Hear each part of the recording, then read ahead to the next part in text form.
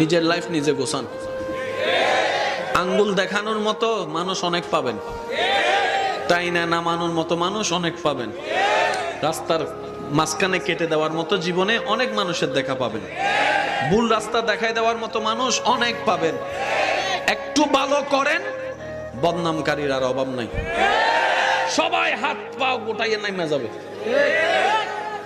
ভালো রেজাল্ট করলে আত্মীয় স্বজনের তেমন ফোন আসে না, একটু খারাপ রেজাল্ট করলে খালা, চাচি, মামি, জেডি, যে আত্মীয়রে 2 বছরও দেখি না হেও ফোন কইরা কয় কিতা হইছে রেজাল্ট, আছে না নাই?